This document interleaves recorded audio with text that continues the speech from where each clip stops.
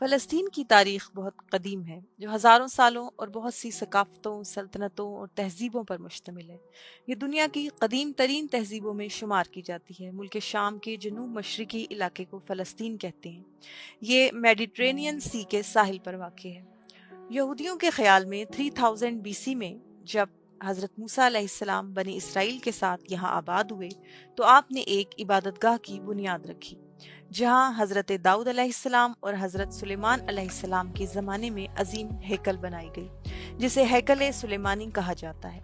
جبکہ عیسائیوں کا ماننا ہے کہ بیت اللحم وہ جگہ جہاں حضرت عیسیٰ کی پیدائش ہوئی تھی، وہ بھی اسی شہر میں ہے اور آپ اسی شہر میں مصلوب کیے گئے۔ مسلمانوں کے مطابق قرآن پاک میں اس جگہ کو پاک سرزمین اور ارض مقدس کہا گیا ہے، جس کی طرف 16 یا 17 مہینوں تک رخ کر کے مسلمانوں نے نماز ادا کی۔ معراج کے موقع پر بھی حضور صلی اللہ علیہ وآلہ وسلم مسجد حرام سے براق کے ذریعے بیت المقدس تشریف لائے اور یہیں سے سفر معراج پر گئے، یعنی اسے مسجد حرام اور مسجد نبوی کے بعد تیسری مقدس جگہ قرار دیا گیا۔ 638 عیسوی میں خلیفہ ثانی کی قیادت میں فلسطین فتح ہوا۔ اس وقت وہاں رومیوں کی حکومت تھی۔ تقریباً 500 سال تک فلسطین مسلمانوں کے اختیار میں رہا، جہاں بربر اور عرب مسلمان آ کر آباد ہوئے۔ 1099 میں صلیبی جنگوں کے نتیجے میں فلسطین اور یروشلم پر صلیبیوں کا قبضہ ہوا، لیکن پھر 100 سال کے اندر صلاح الدین ایوبی نے بیت المقدس کو آزاد کروایا اور پھر اگلے 700 سال تک یہ مسلمانوں کے اختیار میں رہا، جس پر مملوکوں اور عثمانی ترکوں نے حکومت کی۔ خلافت عثمانیہ جب کمزور پڑنے لگی تو یہودیوں نے فلسطین اور مسجد اقصیٰ پر قبضہ کرنے کے لیے پوری قوت لگا دی۔ ہیکل سلیمانی یہودیوں کی سب سے مقدس عبادت گاہ تھی۔ اس ہیکل سلیمانی کو بخت نصر بادشاہ اور ٹائٹس رومی نے تباہ و برباد کر دیا تھا اور یہودیوں کا قتل عام بھی ہوا۔ لہٰذا اب یہودیوں کا مقصد تیسرے ہیکل سلیمانی کی تعمیر اور فلسطین میں یہودی ریاست قائم کرنا تھا۔ دراصل یہودی قوم حضرت سلیمان علیہ السلام کے بعد 2000 سالوں تک در بدر رہے اور ان کا اپنا کوئی ملک نہیں تھا۔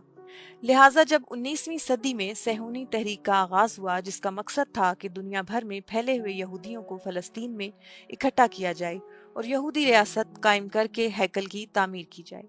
پہلی عالمی جنگ کے بعد اور سلطنت عثمانیہ کے خاتمے کے بعد فلسطین پر برطانوی حکومت کا قبضہ ہوا تو یورپی ممالک نے صہیونی تحریک کی حمایت کر دی اور سارے یہودی فلسطین میں آباد ہونے لگے۔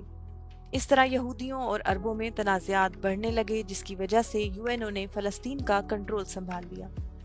یو این او نے فلسطین کو 2 علیحدہ ملکوں، عرب فلسطین اور یہودی اسرائیل میں ڈیوائیڈ کرنے کا منصوبہ پیش کیا اور یروشلم کو اپنے کنٹرول میں رکھا۔